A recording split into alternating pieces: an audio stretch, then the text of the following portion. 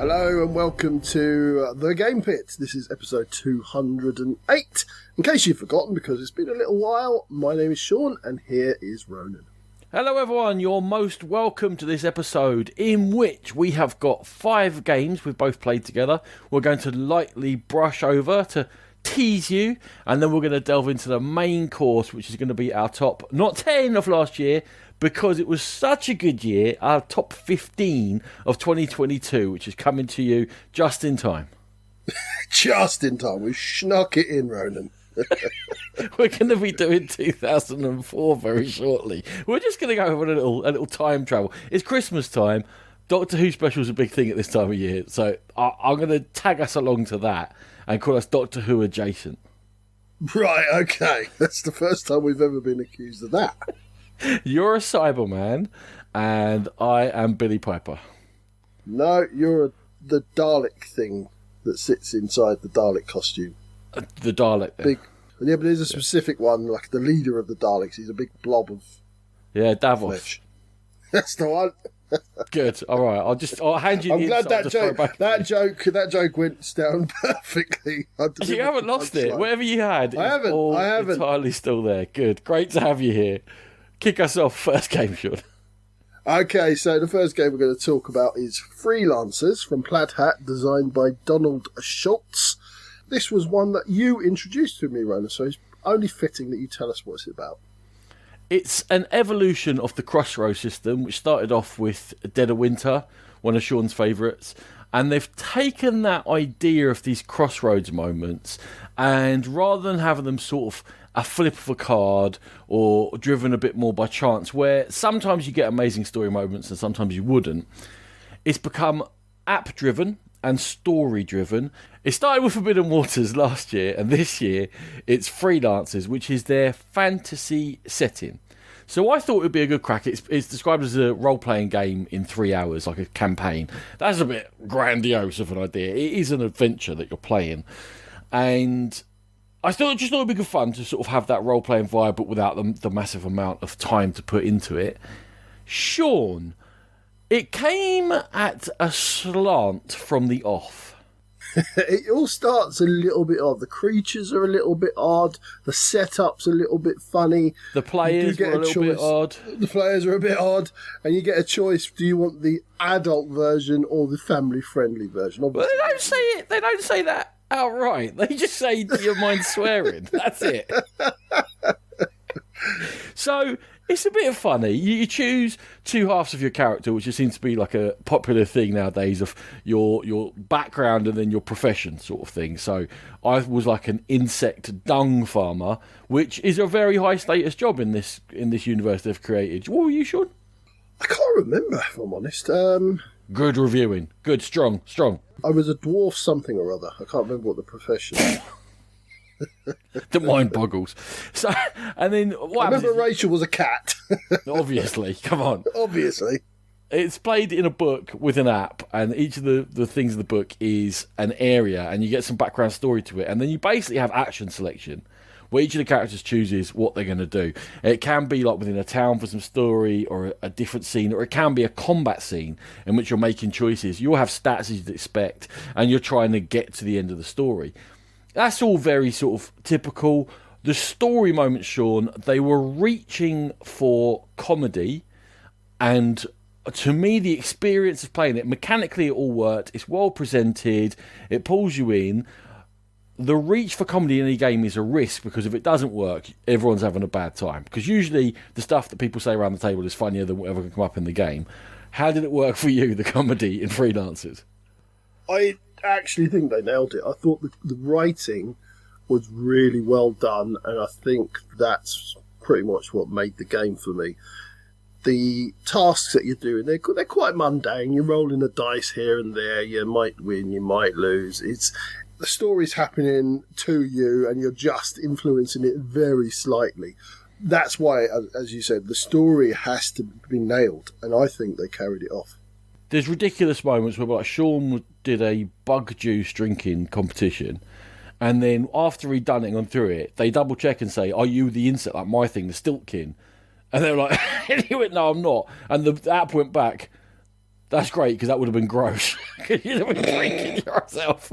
There's another one where Rachel was a noble. She was like a feline noble, and she met a fellow noble, and she was bumming it around with us peasants. And the other noble sort of reacted to that, and then we had to decide, the two of us, whether we were going to accept what Rachel was saying, that we were her servants, or we were going to say, no, I'm having this, like, what are you talking about?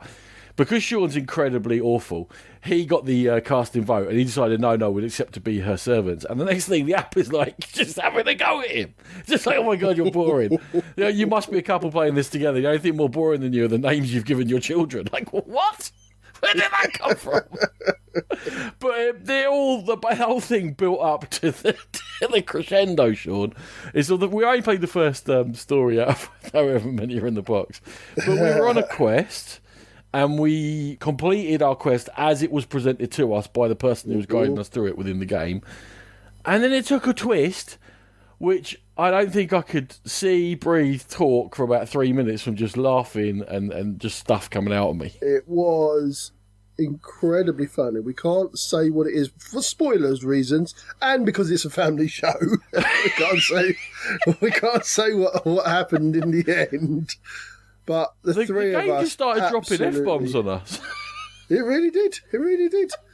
And the best thing I can say for this game, Ronan, is that I was all set. I was down at yours. It was getting late. I was all set to leave after about an hour and a half and just say, you guys take over my character. And I stayed right into the end because it did grab me. The storyline was funny. We were having a good time.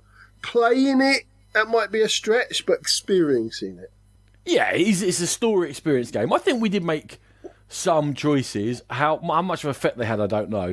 It seemed pretty easy. It was only the first one, but you were there. The game wasn't throwing obstacles at you, so you weren't sort of getting stuck for 20 minutes trying to do something to get to move on. It was keeping you clipping along at a good pace. At the end, I felt like, was there a lot of consequences from what we chose? Not really. But had I had a really good time, had it made me properly laugh? Absolutely, which is what I think it was setting out to do. So I very much enjoyed Freelancers. I'm looking forward to playing it again. But user beware, if it says to you, do you mind a bit of swearing? Make sure you don't mind a bit of swearing before clicking it. No.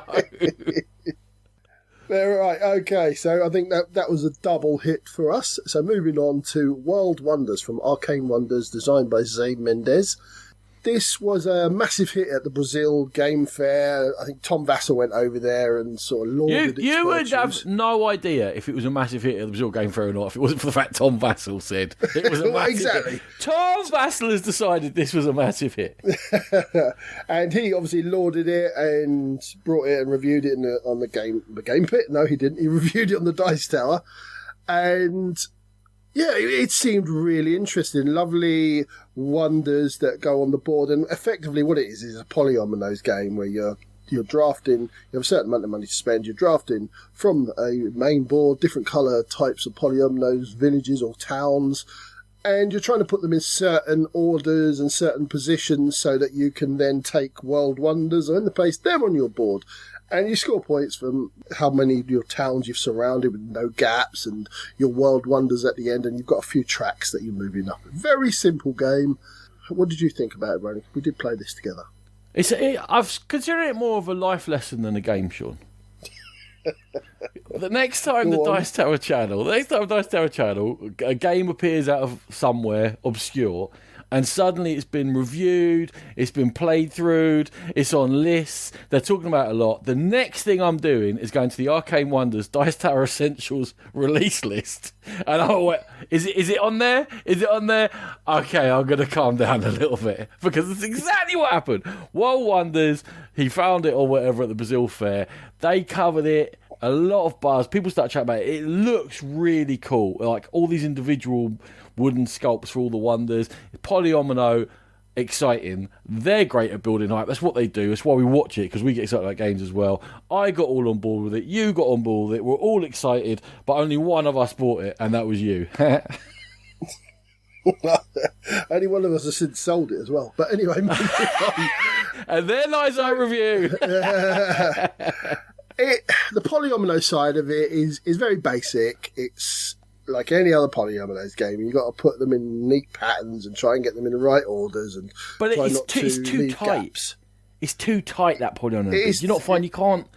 Because you've got to build off. So you've got roads that you have to build off your buildings from. The only other thing you can build your building off is a building of the same colour.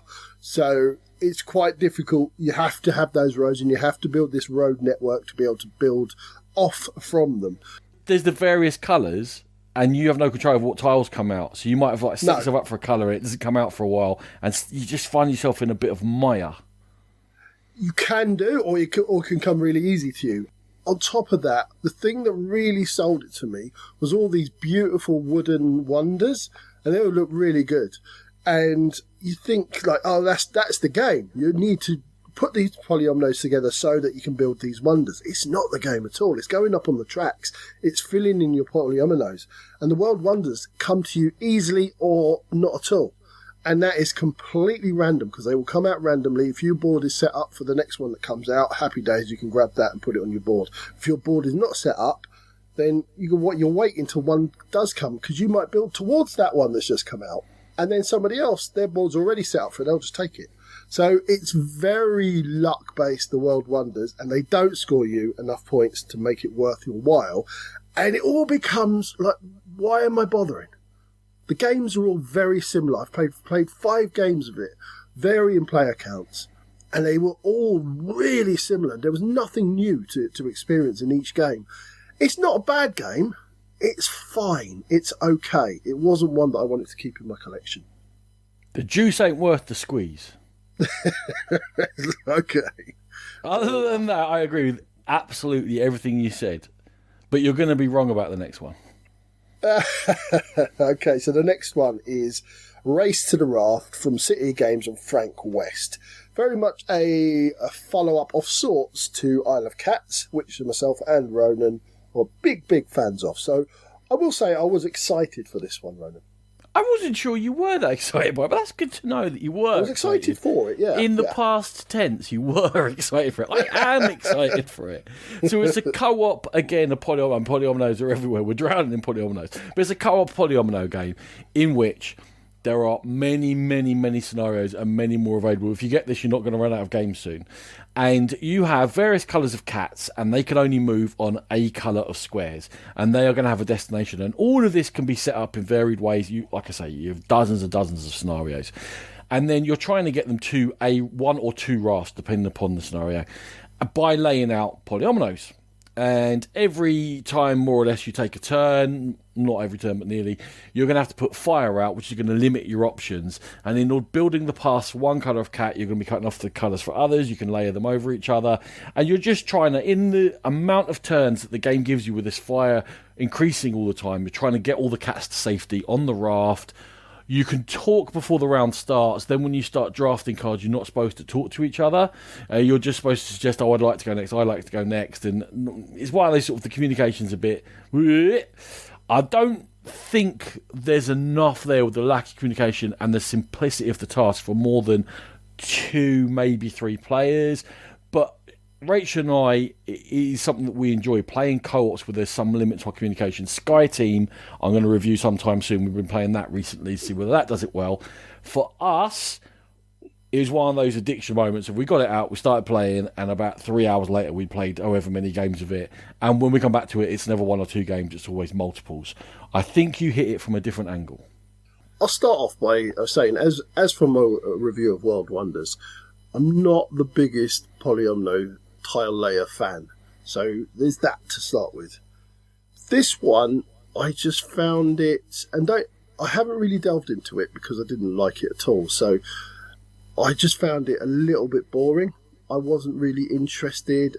When I was interested, it was more frustration than enjoyment. And I just didn't understand the like for it. Don't get me like Nat absolutely did like it. She wants to play it more. So I will end up playing it more, and hopefully finding something in there. But the initial plays just didn't do it for me, Ron. Give us a bit more. Tell us a bit, like, you didn't like it, but what was bothering you? I didn't like the kind of semi-faffy communication, either have nothing or be able to talk about it. That's kind of, it felt neither fish nor fowl to me. That's a Sean bingo. That's good. I like that. I also am not very good. That's one of the reasons I don't like these types of games. I'm not very good at them. So frustration with myself because I felt like I was letting that down. The fire was moving too quickly for me. I was really struggling to get things done. And I don't thrive in that sort of atmosphere. I'm a plentiful person. I like plentiful and grandiose choices. I don't like sparsity or pressure. You have a plentiful frame. I do have a plentiful frame. Yeah, I think it comes down to that thing of I like being beaten up a little bit in a game only, or another segment, and you don't. So if you like being beaten up a bit in a game, then Race to Raft might be for you. If you like those hidden communication co-ops, it's a particular niche. You know if you like it or not. It is within there. I don't think it's exceptional within the field. However, we enjoy it so much that we're getting a lot of fun out of it. I think Race to the Raft is a very good attempt at what it's trying to do. I think it is a bit ugly, but the tension of the fire, I love it. Sean doesn't. That's the way it is. We're going to go from fire to a kind of fire, but mostly water. We're going to Sea Dragons, Roland, from Fractal Juegos, designed by Yaniv Kahana, Simeone Luciani, there's a name familiar to us, and Pini Shekhtar. Another name familiar to us. Indeed. We've spoken to Pini quite a lot back in the day. This is more or less another polyomino game, Sean. It definitely is. You have two cards, and they give a shape of a dragon. It's a polyomino shape. The fact you don't have a tile, it's just you're laying your wooden pieces out onto a grid. It's in 4 quadrants. You're attempting to get area majority in the 4 quadrants. Whoever has them each quadrant is going to score points. You're also attempting to cover certain things which are already marked out on the board. Some of them are ships, which when you capture them, you can hand them in for contracts. Some of them will give you extra gold because it costs you money to go adjacent to anyone else. And the trick is you can never go adjacent to yourself. And as you'd expect, the polyomino shapes can help or not as you're trying to put your dragons out. And some of them actually cover coral cards, which you can get special powers to bend the rules in some way. It is a quick, attractive, hidden as a polyomino game, but that's really what it is. Game which you got me from Essen. Yes, you did. Yes, I did. I agree that it's a polyomino game, but it's a different type of polyomino game in that you're not trying to put things together to form bigger shapes. You are very much trying to cover things on the board and use them as area control. And that's where the game really lies. It's the area control, because you're trying to control with your colour of dragons the 4 quadrants of the board, and you're trying to overlap into other people's business and stop them scoring as much if they're dominating an area. So there is a lot going on in what is quite a small framework. Yeah, it's a quick, simple game. You have a limited number of rounds depending upon the player count, and yet it seems like most turns, when it gets to a player's turn, they do have to stop and go, oh. And very often you're looking at the player to your right going, why have you gone exactly where I was going to go? And that interaction is sort of part of the key to it. It is much more interactive than a lot of polyomino games. It is competitive, sharply so. It is played on a shared board. It does feel almost like it follows some more old-fashioned tenets of board game design in which we're going to play within this shared space and compete over limited resource, in this case, space or the tokens we can cover over. I thought it might be a quick, attractive hit. It has got varied player counts. I would say that the higher player counts, you do get a bit of downtime, which is strange for a quick game. But it's always interesting where someone else has chosen to go, because it always impacts you. And if they're choosing to compete with someone in another quadrant, and you're competing with either of those two in your area where it's not your area, but where you've chosen to go, it affects. You're like, all right, we've only got a certain amount of dragons to lay out here, and if they're going to start racing over there, this is going to make this a bit easier for me. So perhaps I can start being more ambitious and branching over there, attempting to do that. And because everything is so limited in what you can gain, every move affects every other player. But within a light scope, you're not breaking your head playing Sea Dragons. Yeah, and I felt that there was always something to do, whether it be improving your score or hindering somebody else.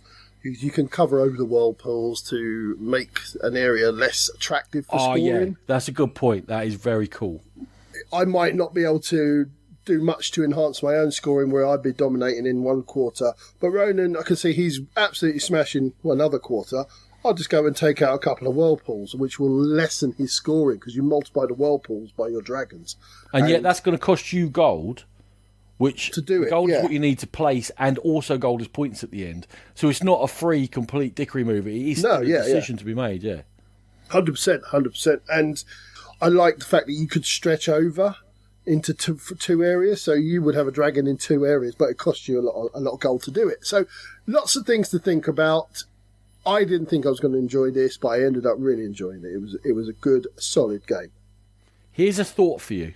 The concept that there are wanted posters for ships which dragons can collect, does that suggest some sort of dragon police or bureaucracy or sort of dragon sheriffs? Dragon pirates. But well, the ships are pirates. The ships are merchant ships. Oh, well, that's less cool. I wanted a dragon sheriff. Okay, yeah. Sea Dragon does what I thought it would do. It's attractive, it's fun, it's quick, it's more thinky than you think it's thinking.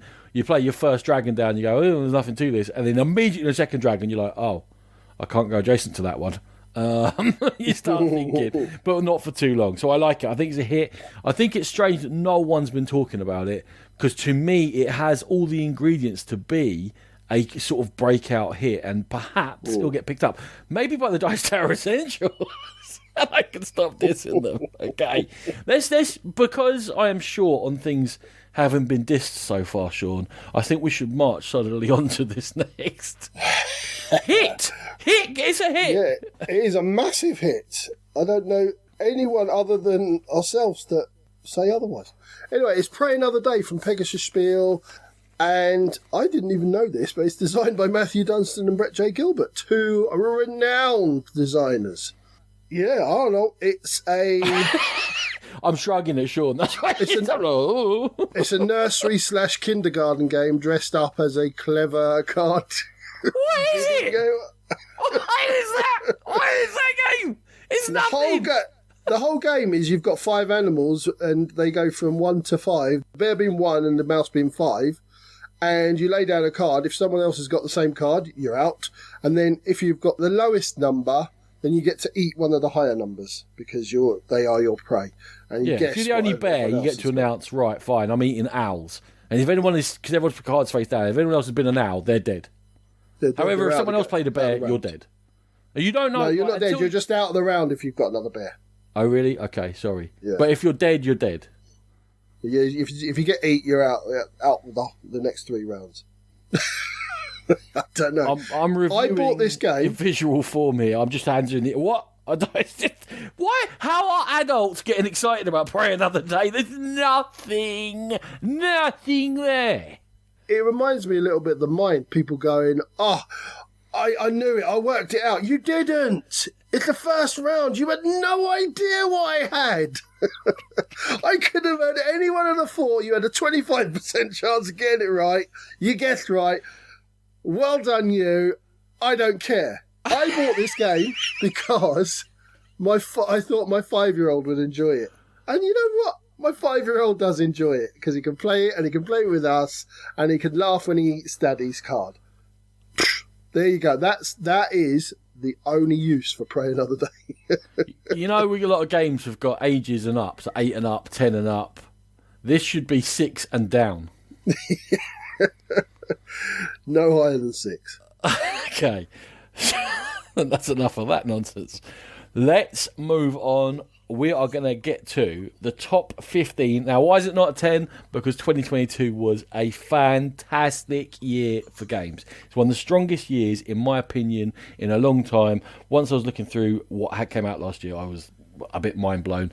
Sean agreed with me for once, and he was like, yeah, we do need to do more than a 10 because there are just so many great games. After this, we are going to do a swift rundown of what is the top 20 of 2022 according to BGG, and probably pick on some games that you love. Actually, there's none there that were bad, as far as I can see. Sean, you and me. Usually, it's usually me, isn't it, first, isn't it? 15? You first. Yeah. You go with your number 15 of a great year, 2022. So you got to be good to get in this. There ain't no freebies here. But this one snuck in at the latest LobsterCon. And it's another one I'm about to talk about. I've kind of ruined the next episode already. But it's a word game, which... It was one of the prizes in the raffle, and I sort of didn't pay it any attention. And then Vicar won, and she went and she picked it up out of... There was big games in that. And then she came to me on Sunday and was like, do you want to play this? I'm like, what is it? Why did you pick that? Oh, it was recommended to me. So we got it out, and you play in teams, a bit codenamesy, and each round, one person for each team is the spirit. They look at a card together. They decide on an object, and then their team has to ask them questions via a card, which the other team can't see. And then they start writing an answer. And when their team decides they've got enough letters, one at a time, they stop them. So each team is getting bits of information all the time. They're getting answers to their own question and half the answer to someone else's question. And the cards restrict what you can ask. So you've got to ask like in smart ways. And it keeps everyone involved. And it's kind of got that wacky outy, but you're still in the teams. You can chat to each other, but you can't chat too much because the team are listening. It worked incredibly well. Phantom Ink, it's my number 15. Yeah, I heard you talking about it. It sounds interesting. I'm not always the biggest fan of those sort of wordy games, but I'll definitely give it a go because when they hit really well for me. So my number 15 is Acropolis. Acropolis, even. I'll get that right. From Gigamic, designed by Jules Massault. And Acropolis is a tile-laying game in which you've got different colours, parts of a city. You're building up this Acropolis. I can't say that word. Acropolis. And you're building it up, and like for instance, reds want to be at the edge of your city, blues want to be all together. You can't put yellows together, all that kind of thing. And it's a selection of the tiles is very similar to Small World, where you have to pay to go further down the list of the row of the tiles. I just thought it worked really well. It doesn't last more than 25 minutes. There's a lot of thought and planning in that 25 minutes. And I just thought it was a really good filler game. I thought it was solid. I thought it was good. I happily play it. It didn't do anything unique for me to push it into upper echelons, but it was fine. Cool. Happy days. 14, Random. My number 14 probably deserves to be higher up, but I haven't played it enough to push it higher up. It is a thinky Euro with plenty going on, which when I saw it from afar, I thought might be too much going on, but it proved me wrong, and Sabika absolutely hit home hard for me. I enjoyed it very much. I still don't have my copy. I should go and fix that. I might do it while Sean's talking about his 14, because Sabika was one of the Euro highlights for me of 2022. A proper... interactive, you're playing against each other, there's limited chances, you got to grab those opportunities when they come up. A lot going on, but it all meshes together very well. Beautiful, great game, Sabika. I've still not played it. I got it at Essen and I still haven't played it.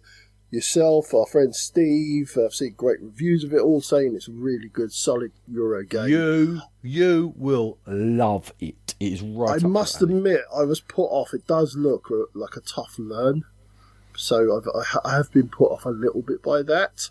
But I am really looking forward to playing it. My 14 is Encyclopedia by the sadly departed Holy Grail Games, designed by Eric Dubus and Olivier Melisson.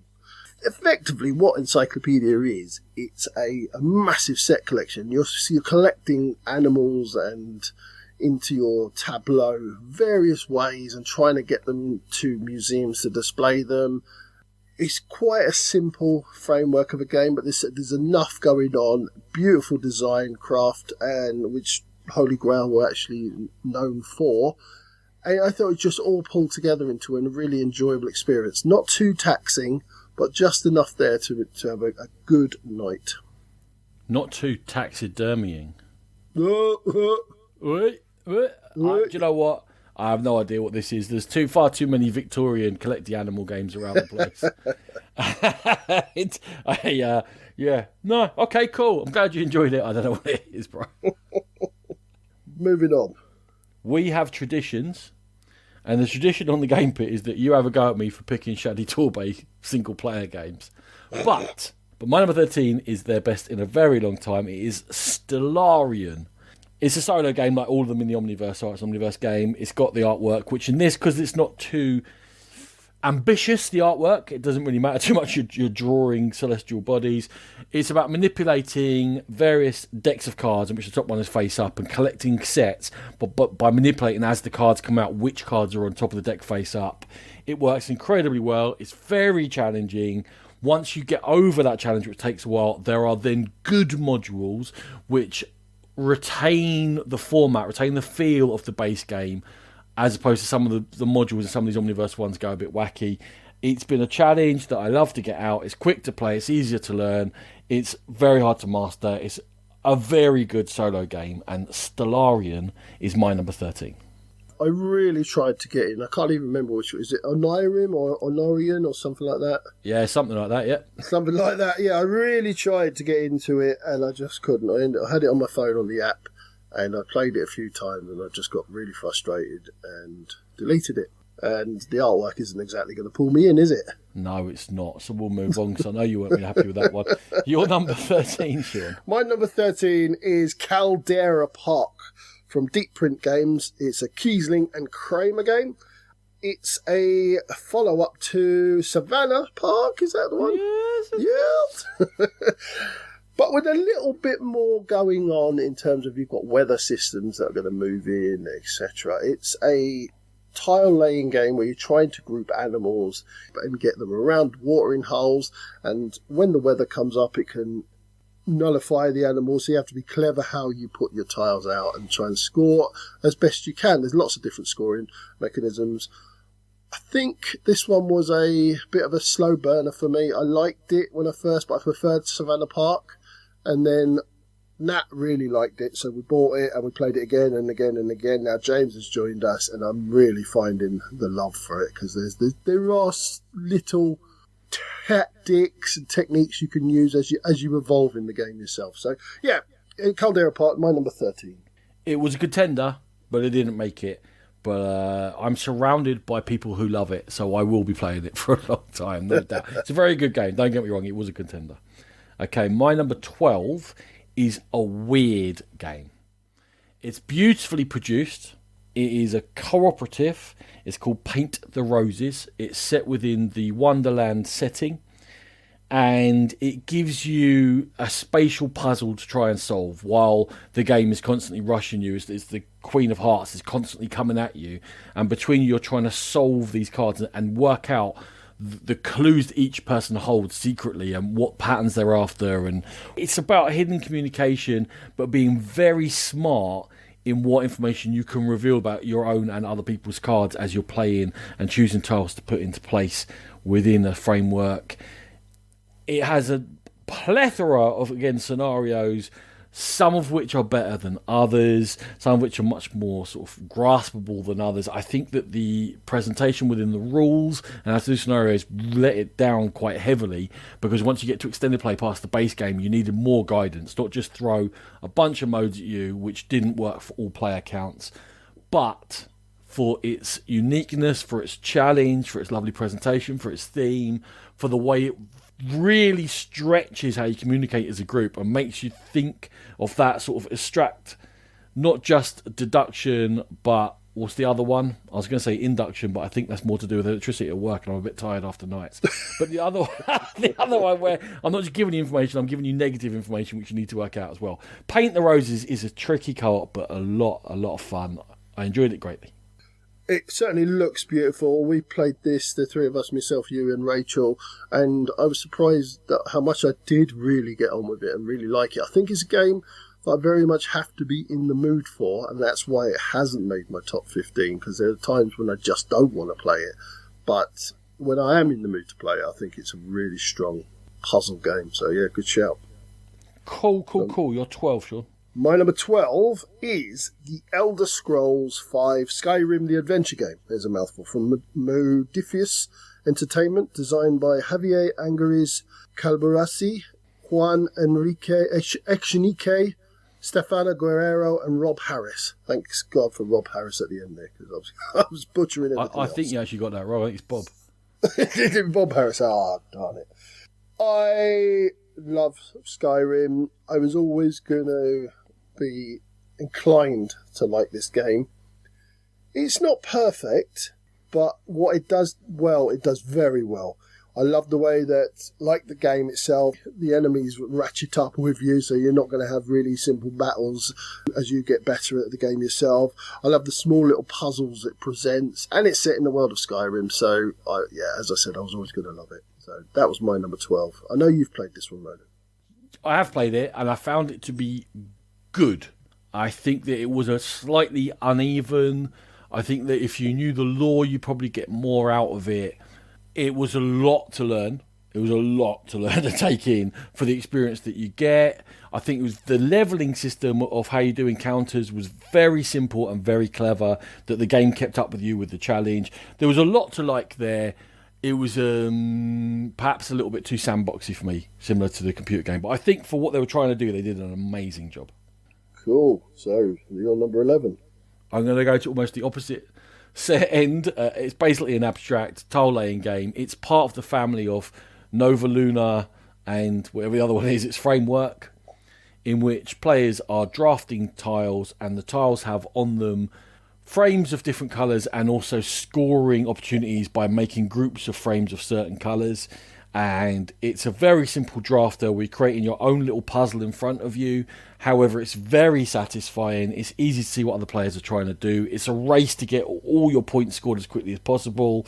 And this one definitely influenced by the fact that Rachel absolutely loves it. So got it out again and again and again. Played it with lots of different people.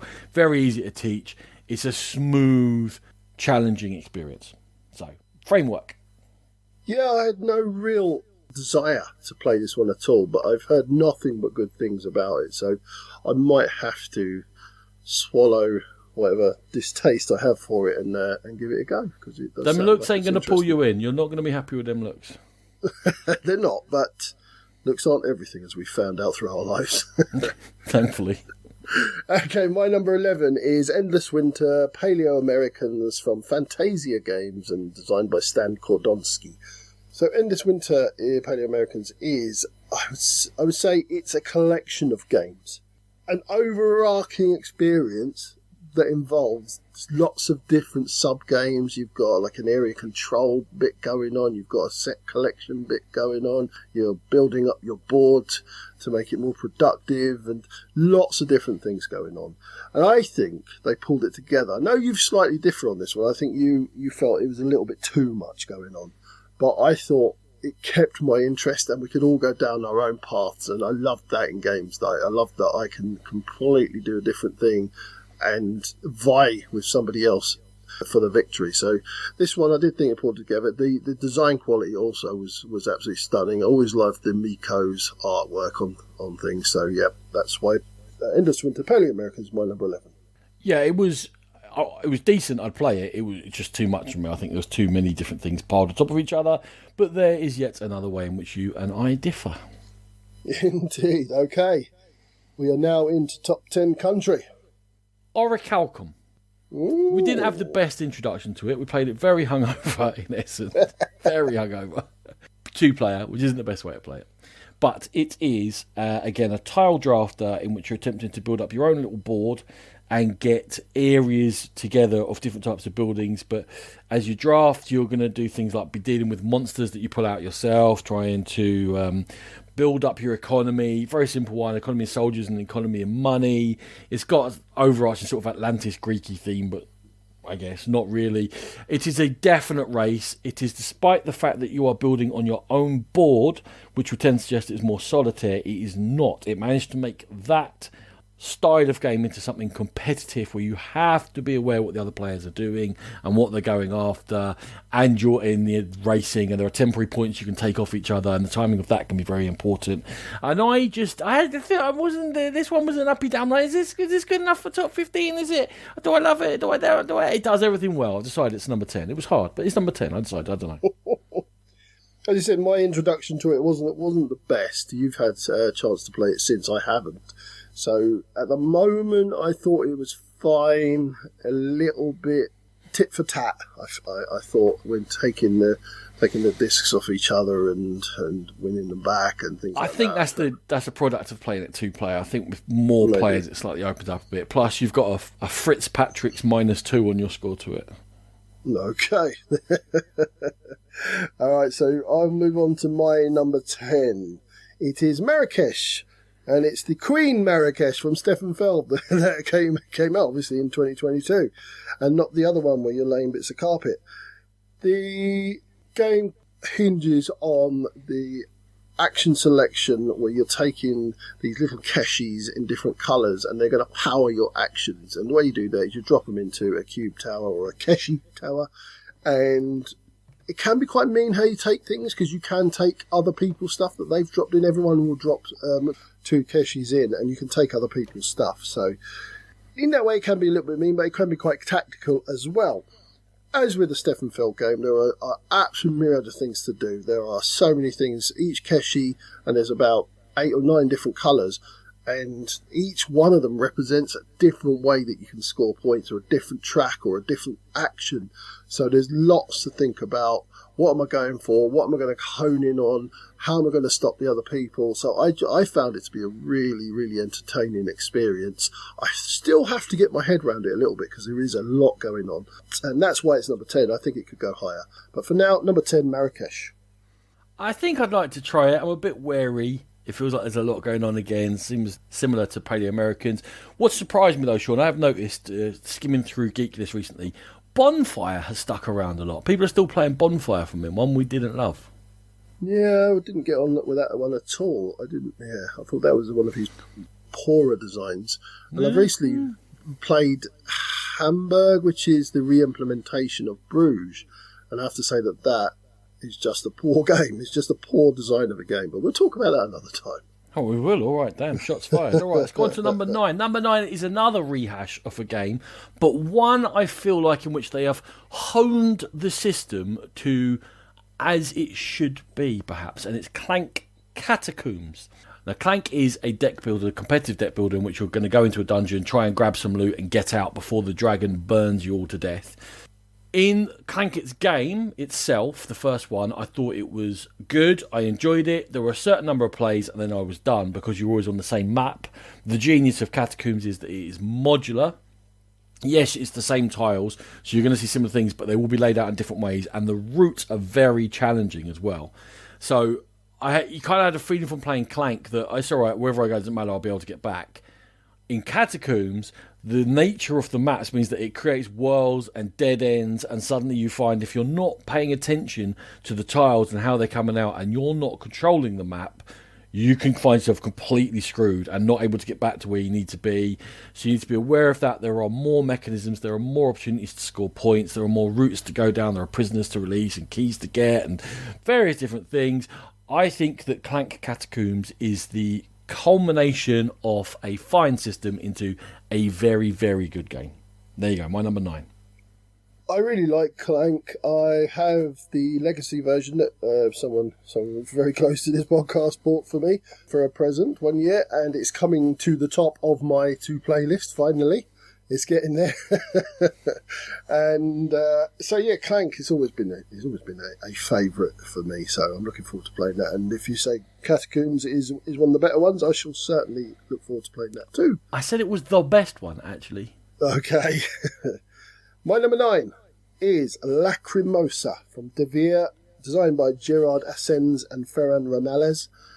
Lacrimosa is you're an acolyte or a follower of Mozart, and he's just died or something, and you're trying to spread his fame across Europe, and you're doing this.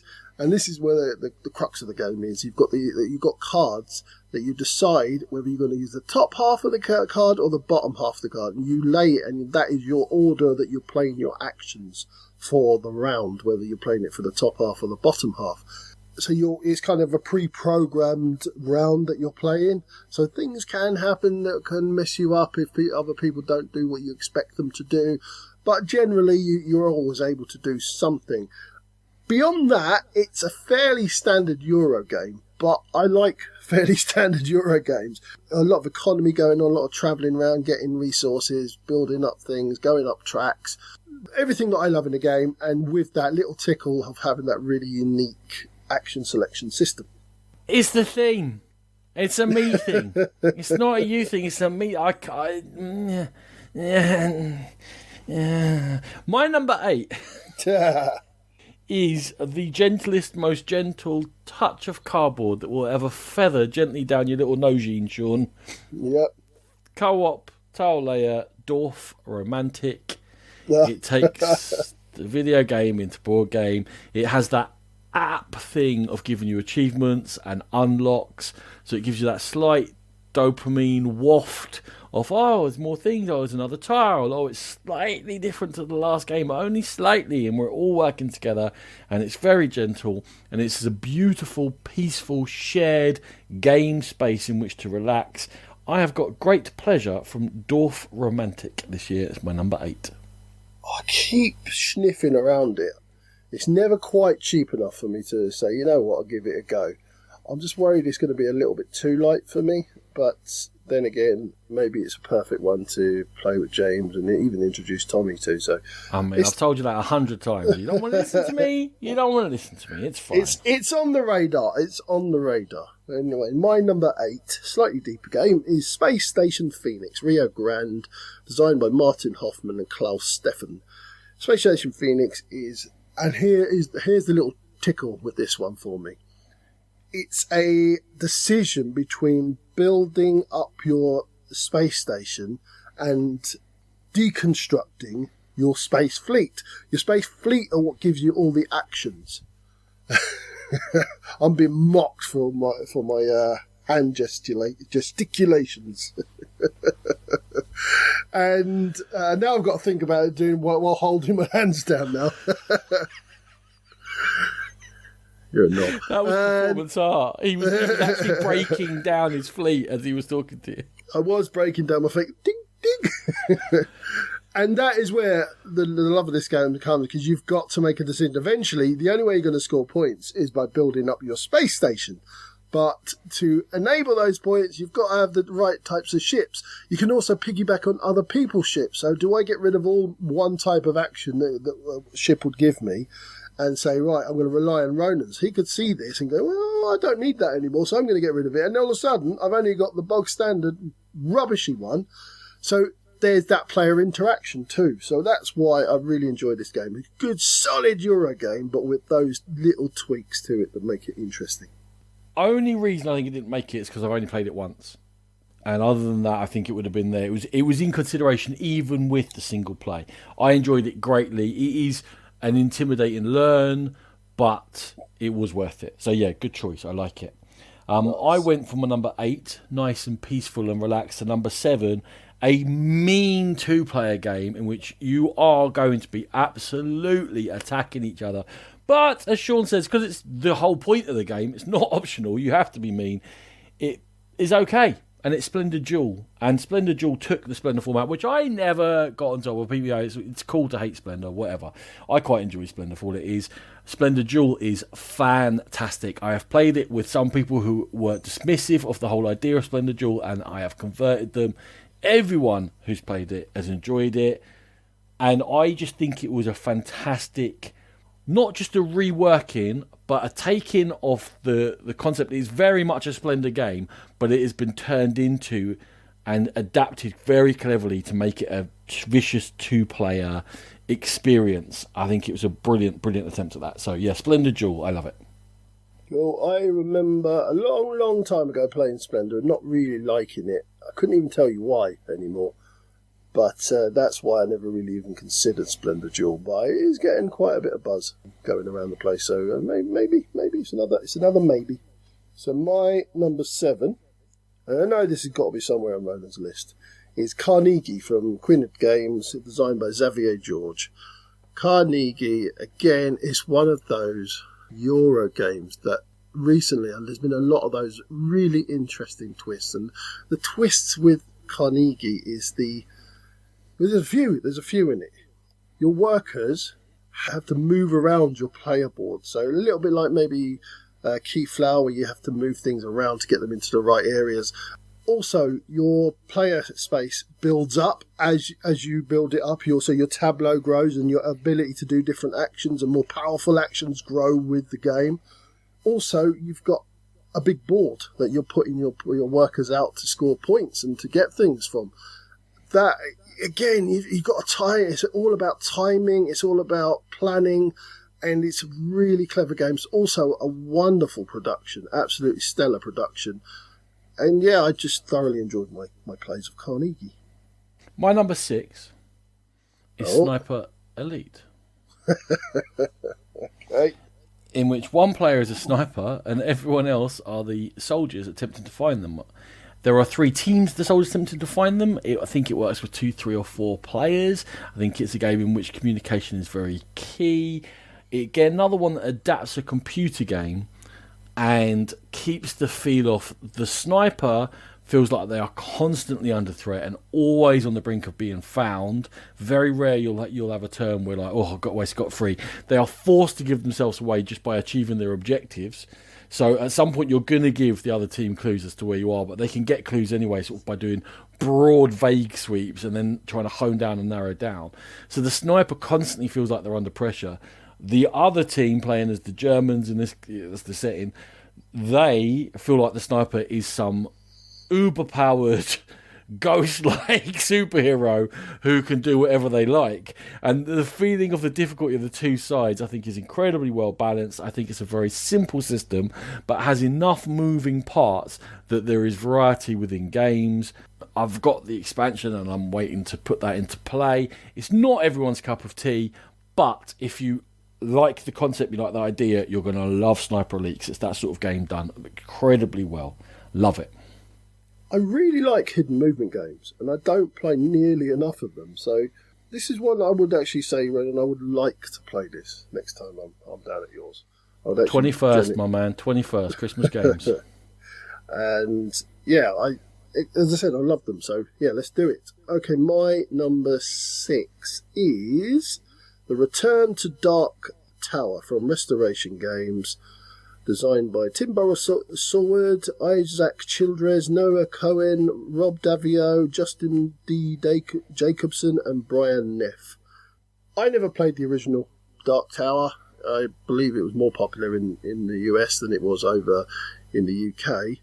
But what this game produces is, first of all, you've got the bling. You've got this big tower that spews out skulls, and where the skulls land is where things happen. You've got an app that's driving the game. You're moving around this circular board around the Dark Tower, and you're trying to just quell things, quell uprisings, kill beasts that are threatening to cost you the game, and eventually work your way up to the big bad and take on the big bad. It's all very, very polished, very well done.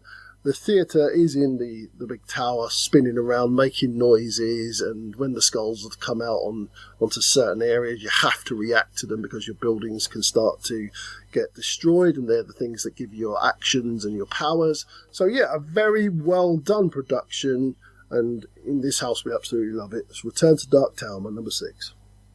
Yeah, I need to try it. I had none of the nostalgia for it. I've no idea. I don't remember the original game. So it didn't fuss me, the big buzz, when they were bringing it back. I just thought I'd wait and see how it worked. And if you love it, then certainly I'll be happy to have a sit down and have a bit of crack and play it with you. Cool. Right. Top 5. I think this will be on Sean's list, but I'm not sure. It is a very heavy, very deep, very cold cooperative game. Another computer game, I think my last one, a computer game adaptation. It is Frostpunk. Frostpunk is intimidating in many ways. It's a big box. It's a lot of rules to take on board, although actually it's very smooth to play. Each of the different phases of each turn interlinks with each other, which makes it quite intimidating and hard to learn. However, once you get it rolling, it makes sense how they all interlink. It's just very difficult at the beginning to be able to make informed decisions because you can't tell the impacts of your decisions. Once you get into it, you realise that there are many different paths of going down. There are many different ways of dealing with this. There are moral choices to be made, and none of them are without consequence within the game. It's not like trying to guilt you into making choices. It's saying that you can do that, this is how it will impact you. You have to manage your people. You have to manage their morale and their food and their shelter. You might have to make short-term sacrifices for long-term game. And yet, if you do not look after the short and medium term, you will lose the game quickly. It gives you greater things to aspire to. There is a set of scenarios in which you build up and then you're exploring more and more of the game. It is an absolutely amazing game production, which you cannot play every day because your mind would bend, which when you finish playing you end up thinking through, we could have done this, we could have done that, would that be better, would this be better, and you go into the next game with plans to attempt to try out. It sits at number 5 only, I think, because we haven't played it enough for it to be gone up through the games ahead of it, which we have played much more often. But an incredible achievement from is it Glass Cannon Unplugged, I think. Frostpunk, my number 5.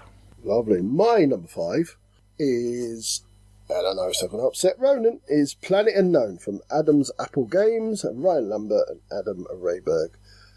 Planet Unknown is famous for the Lazy Susan that you are selecting your tiles from. It's another Polyominoes style game, but this one is basically driving you up multiple tracks. Love the Lazy Susan effect in that you choose your tile and everyone else has to just make the best of what they're given. You can chain things together. I love games where you can chain multiple things together. It's not the most thinky game in the world, but I genuinely have so much fun playing it, and that's why it's my number 5. It's Planet Unknown. You're not upsetting me. I think it's a good game. I have fun playing it, exactly what you say. I just think it is each play is kind of inconsequential, and when you get a mix of company and extra planet, which you're going to do after a few games, it puts you in a position to be like, well, this is how this game's going to go. You might get a funny combination of tasks between you and your neighbours. You don't have much choice over what tile you take, but it is a fun experience. I've got nothing against Planet Unknown, but slightly puzzled as to why it's got so many awards and why it's so incredibly well received. But I liked it, I enjoy it, and I'll play it anytime you want, Sean.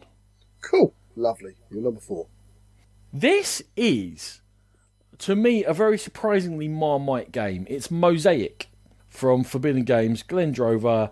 It is an attempt at covering everything within the first part of a Civ game, the Ancients and Classics era, quickly with very quick turns, in which each turn can be done within a few seconds and you can whiz round the table, but you're still making choices, you're still getting a presence on a shared board, you're driving how your civilization is going to work via a set collection of cards with different icons which will power you up and give you different scoring things. I'm amazed because it's an attempt at taking all of these concepts, putting them into sort of a 3-hour framework and making it accessible and quick playing. I'm amazed how Marmite it is, and that people have not enjoyed it as much as they have not enjoyed it, and yet other people have enjoyed it as much as they have enjoyed it. I can't quite get it.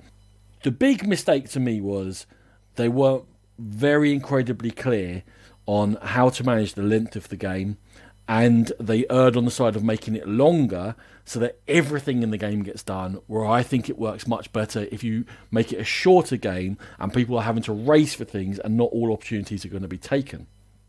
You do that very simply by just moving some cards up within a deck. There are endgame cards. Because where they go is dependent on player count as well, and also a bit on experience, I feel like we needed more guidance on how to get the correct timing. However, when you get the correct timing and people are playing quickly, I think that this is a fantastic, broad, almost epic experience, and that has been very successful. And I think that Glenn Drover is doing attempts at taking these big game concepts and making them approachable, and Mosaic for me was a big hit at doing that. So my number 4 for the year, Mosaic. It's another one along with Sabika that I own and have still not gotten to the table. It's one that I think I will really enjoy. From hearing from you, also Glenn Drover has done some good stuff in the past, and yeah, I'm looking forward to playing it, but still not quite managed to get to the table. So my number 4 is Federation from Explorate, designed by Dimitri Perrier and Mathieu Verdet. It's set in space, and it's another one of those games where there are multiple tracks that you can go up on, multiple things that you can do. A little bit like the Paleo Americans, a little bit like that. Lots of things going on, but a little bit simpler than that. And the big catch, again, I'm doing this a lot with my games. There's like a central catch that's drawing me in, and what I'm finding around it is a really good game too. But the central catch is your workers are twofold. You can either play them for the straight up power, and they give you more power on the tracks, or you can play them as a vote. And wherever you play the worker, you're going to vote for certain cards that are turned over each round, and that is going to enhance the scoring of one of the tracks on each side. So if you are moving up heavily on one track, you're going to want that one to win the vote. So you've got to balance driving up on the different tracks with voting for the track that you want to win. Really clever game, really underrated. I think it's flown under the radar massively. I've only ever seen good ratings for it when it has been reviewed. So I think, do yourself a favour, guys, go out and check Federation. I think it's a really strong game. Do yourself a favour and get me in the game with this soon before I have to attack you. I've got it right next to me here. I'll bring it down when I come. How many times have I asked you? Oh, you're a terrible man. A terrible man. Okay. He's not gonna be happy with me. Number 3 is a co-op. He knew this was going to be high up on my list. It is another adaptation of a classic, and it is Mists over Carcassonne. It takes the Carcassonne format and turns it into a cooperative game in which, as you play tiles, there are ghosts on the tiles and you have to manage them. It goes through different levels of challenge, from not that hard to, oh my god, how do you ever win that top level? I don't know how you win it, because I certainly have never won it. We might have played it slightly wrong for 20 games, but we've also played it right for 20 games now, so that's fine. It is certainly much more challenging than I thought a co-op version of Carc would be. With given the massive market for it, I thought this might be a bit watered down. It is not. It is tough. There are genuine choices. There are problems to manage. You have to be very clever with your spatial awareness. A lot of the time, you very much have to set up multiple scoring, as in getting different colours into a city and stuff like that. It works very well as a 2-player game because you're just managing 2 colours of meeples to make your scoring more efficient.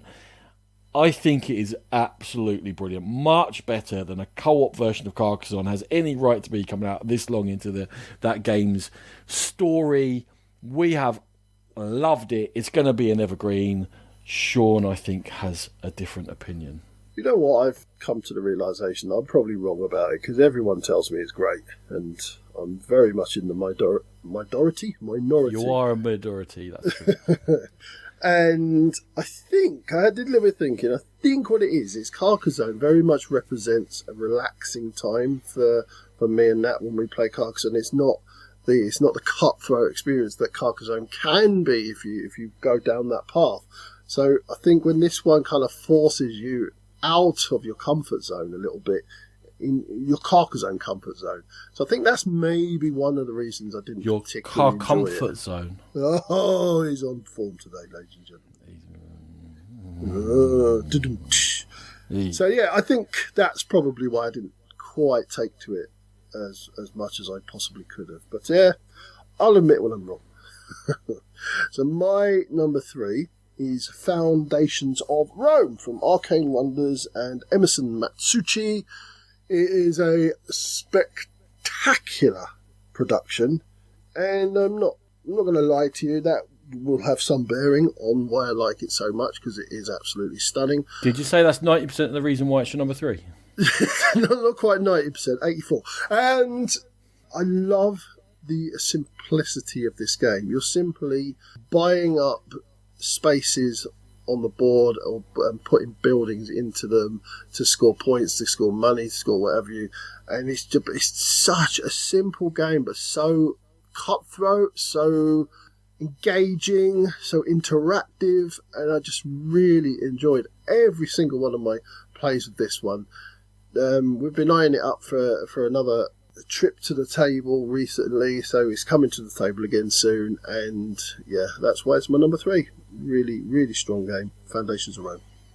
I borrowed it from you for a long time, other people played it in my house and I still haven't played it. So I have to say I'm not grabbed by the concept. It does seem a little overproduced and overwrought, but I'll happily give it a go and happy to be proven wrong.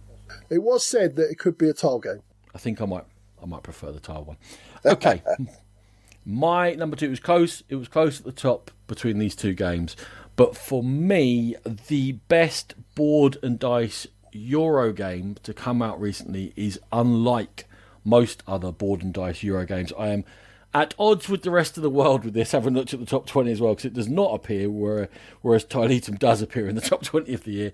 But Terracotta Army reminds me of a brighter age in gaming. Sean, I've looked at sort of the games that are hitting the heights for 2023 since we're getting towards the end of this year, and I am completely at odds with most of them, much more so than 2022.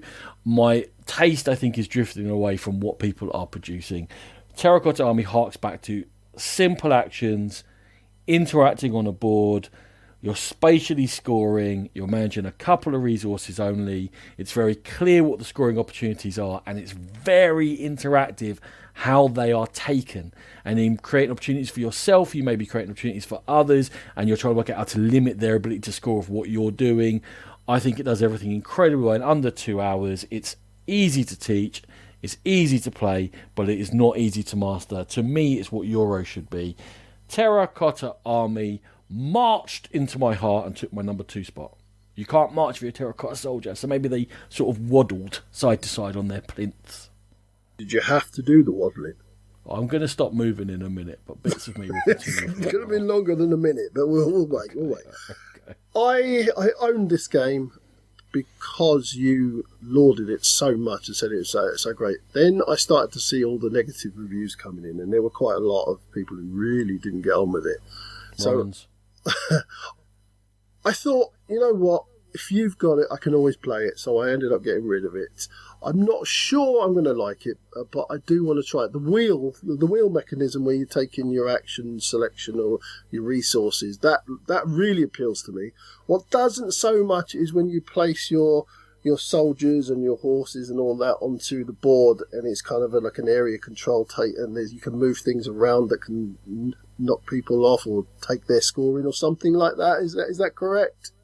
There's inspector scoring each turn, and they'll only score the row and column they're in, and you can mess with them, and people can set themselves up to score a row or column, and you can sort of bump it along. Oh, that one won't score. But in doing so, you're foregoing other actions, and you're having to set yourself up to do that. And sort of spend the weapon, which means you're not building another type of specialist. There's all give and take. It's never as simple as, oh, and by the way, also, I'm going to screw you over. Yeah. That's the bit that didn't appeal to me, I must admit. But the rest of it really did appeal to me. So I'm not sure which way I'll land on it, but I'm certainly willing to give it a go. I mean, showing I'm an idiot, I hadn't checked the top 20 before I did almost none of our choices were in the top 20. I thought this would be a big hit. I genuinely thought this would, people pay attention to board and dice, I thought this would go, and I was wrong. You were. My number 2 is another game that you've had for an awful long time and still haven't played, Ronan. It's My Father's Work from Renegade, designed by T.C. Petty. Amazing, Sean. I have learned it. I have almost played it. I am gagging to play it. You're not getting this one back until I've played it.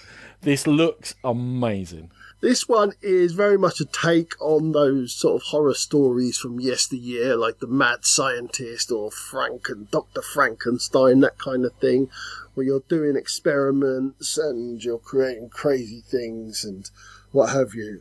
And it is very hard. It's a worker placement, but it's a worker placement that has an app with it, and things genuinely alter based on your choices. If you do something in the storyline, then certain components will come out of a hidden box and certain components won't come out, and certain buildings will be built and certain won't be built, and you're building up this narrative, but also you're building up your opportunity to do things on the game board.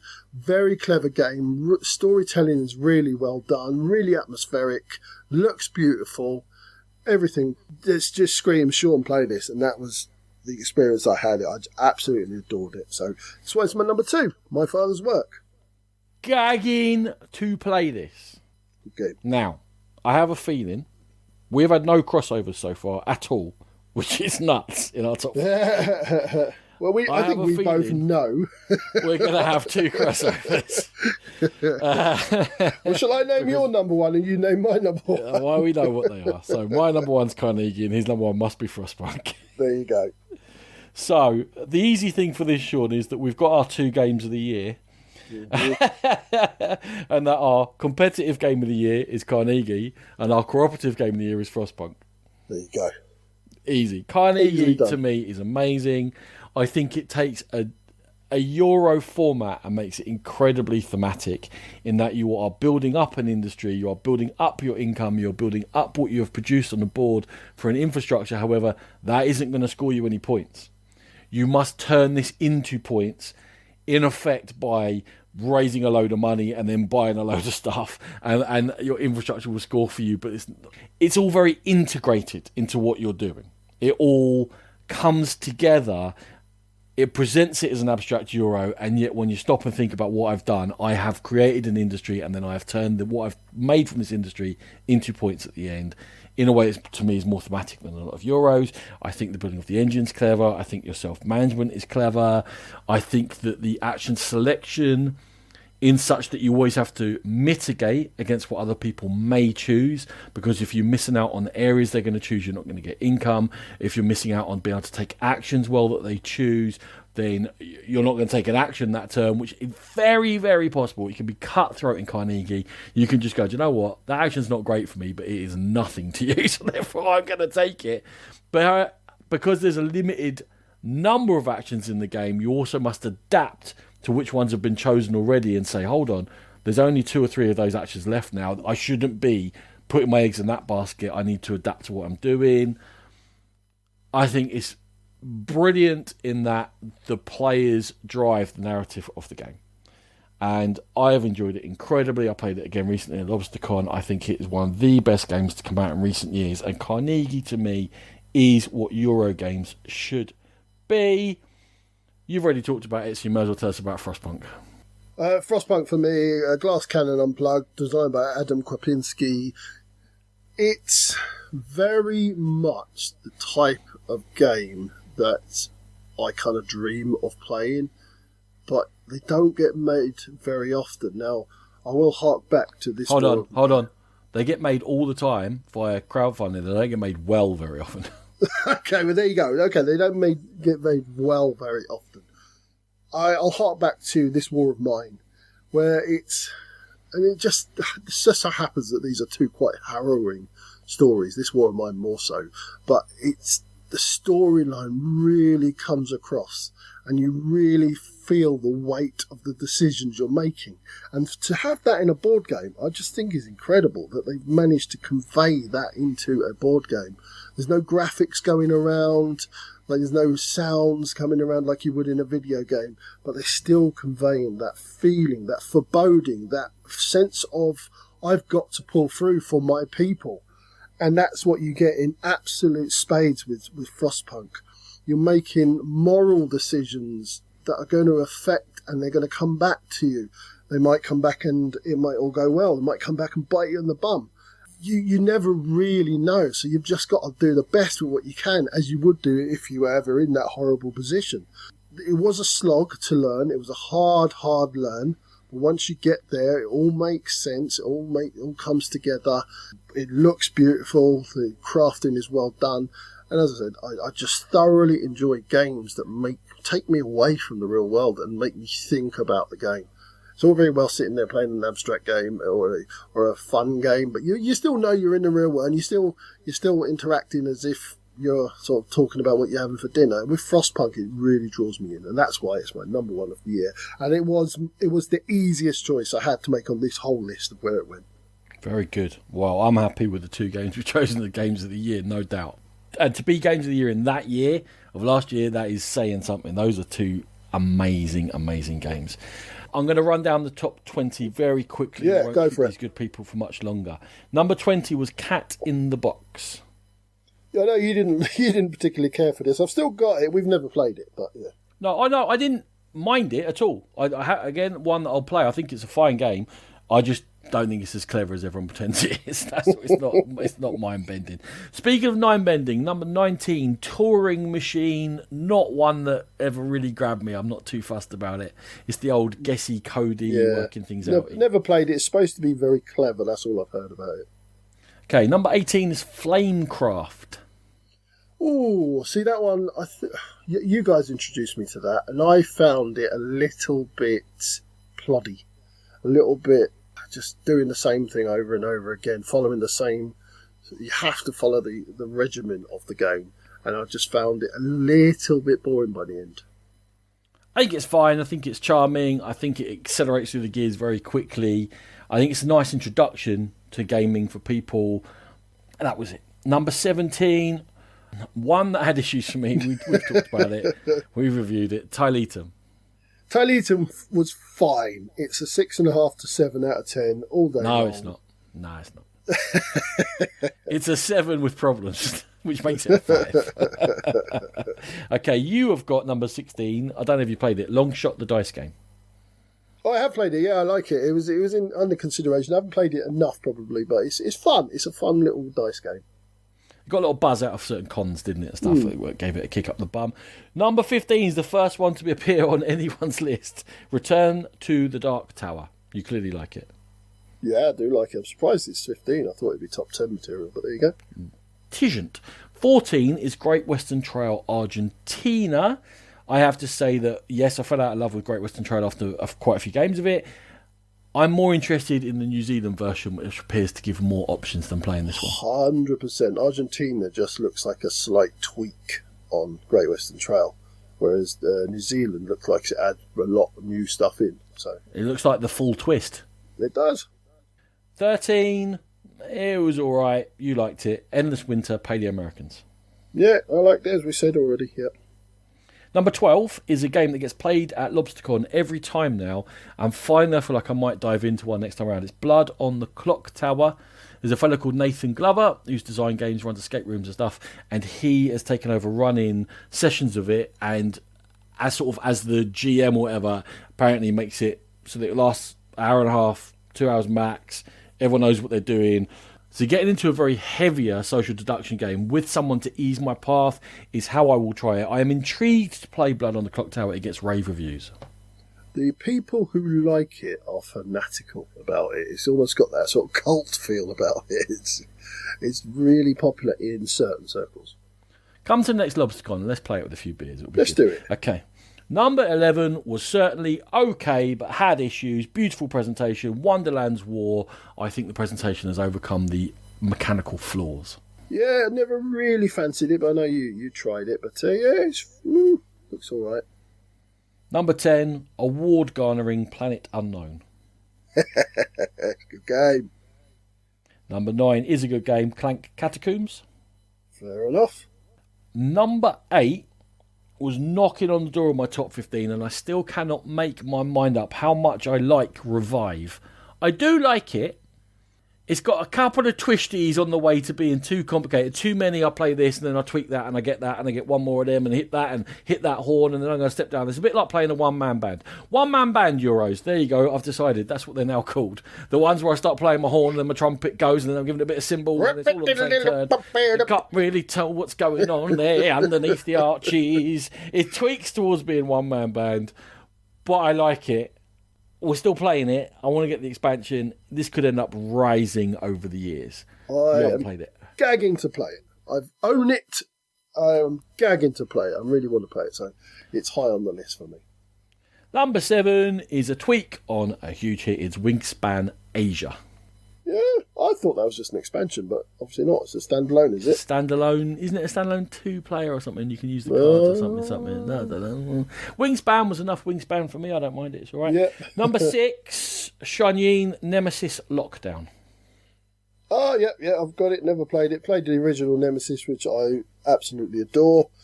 And, I'm hoping for more of the same with Lockdown. I've played Lockdown. It is certainly more of the same. I really didn't remember whether I played Nemesis Lockdown, which one was which. They all combined together. Can be amazing. Very, very difficult to learn. I think unless you have someone who knows the game incredibly well, hard to play that semi-co-op on the first game. To me, everyone should play co-op for one game, which is basically playing 4 hours of learning the game before you can move on to the more expanded modes. So much going on. You need someone to talk you through it until you've played a few games. My excitement now is on Nemesis Retaliation. It's on Game Fan right now. The fact that you can go in and you can fight back, I prefer that style to this. To be honest, I kind of lose patience a bit, and I always die in Nemesis because I'm going for it. Right, and it's like 1 in 10 that you can do this. I'm going for it. I died. Okay, great, but I have fun. Right, number 5. The world is correct. Splendid Jewel is number 5 for 2022. Okay. Number 4 is a big old game that you and I have both been saying, oh, we should give that a go. Oh, I fancy a bit of that, but we haven't given it a bit of that. Oathsworn.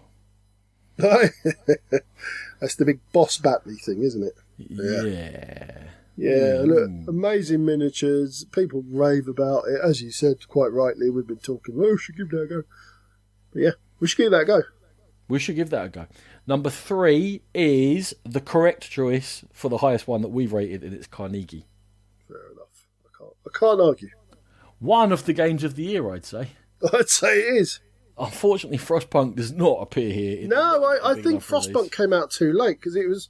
I've tried to crowbar it into the Dice Tower Awards, and like people weren't having a bar of it. I was there like, it's a really good game, and I think it ended up getting Best Co-op or something like that. But that was it. It wasn't even nominated for Game of the Year. You and Camilla, that's it. That's the only 2 people who like it. It just didn't get a wide enough release. It was released for Kickstarter, it was a big thing, and not enough people played it. And it is hard to play. So anyway, number 2, Sean, is Heat, Pedal to the Metal. I played this once, and I was very underwhelmed. I thought it was just a slightly more involved Flamme Rouge, and to be honest, I think I'd rather play Flamme Rouge. I played this twice. It's good. It's a racing game. I don't love racing games. I don't think you love racing games. Not really. I'm not. But it is good. Again, another one where the heat was a bit puzzling to me. I don't know how all these people are buying and loving a game that is a simple racing game when other racing games haven't been big hits. I don't know what makes it unique. It's just caught a certain thing. It wasn't available. It's got a nice presentation. There was a lot of buzz. People were desperate to get it. I think if you're desperate to get something and you're waiting for it and it comes, you're excited. And any of that level of excitement going into a game automatically leads you. It's like when the Kickstarter turns up and it's a Kickstarter bump. You're excited to play, therefore you're likely to rate it highly. Yeah, it's the old Stonemaier trick, isn't it? Don't deliver in the quantities that you know people are going to demand. Create that clamour and that buzz, and then all of a sudden come up with your second wave of stuff and push it over the line. I won't have it. The Stonemaier would be manipulative and trick people slightly like trash. I'm not having that. I know you wouldn't. I knew you wouldn't have that. I knew you wouldn't. No.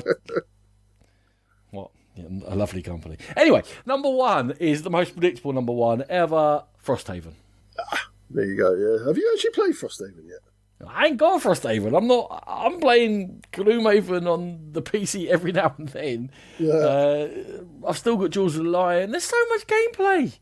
There's so much. Frosthaven take like years to get through. I would love to have it. I would love to play it. If I had more gaming time, I would have Frosthaven. I have to be realistic at some point. We're moving house next year. It's just going to be £400 of game that I'm going to have and then have to move. So until I get more time, until work calms down or I go into a job that's more sane, it's not going to happen, mate. Yeah, I can't justify it. I've barely played Gloomhaven. Can you imagine that arriving now? It'd be like, right, you're out. Which would be fair enough. You could do fair that. Okay. That's it. That's our rundown. Awesome. Lovely. Cool to do it with you. Thank you very much, Roland. Thank you. Thank you, Sean. Thank you, everyone, for listening. You have been listening to the Game Pit podcast. And as always, we are proud members of the Dice Tower Network. Go there. Even if we took the piss about Dice Tower Essentials a little. Yeah, I thought you were a bit harsh. And no, you there and you're just more polite on air than you are really. For gaming goodness galore. If you want to find us on the social media channels, we're probably not as active. You probably won't. Yeah, we're not as active as we maybe once were. Well, no, we pulled out of X. No, screw that. That's bad times. And I can't be bothered to do Instagram, so, whatever. Sometimes I'll fire a picture up, but that's about it. But the most important thing, Ronan, if you wish to contact us, and please do, we really do love hearing from people. Like, come to us with ideas for shows, questions you might have, just abuse us, whatever. Pop along. Say Merry Christmas. Say Merry Christmas to us. We love it. We'll say Merry Christmas back. We'll do a little jig. Pop along to our Board Game Geek Guild, and our email address is thegamepitpodcast@gmail.com, which is very hard to say when Ronan is doing a jig. You told me to do a jig. Cool. Right. We're out. Music by E. Arrow.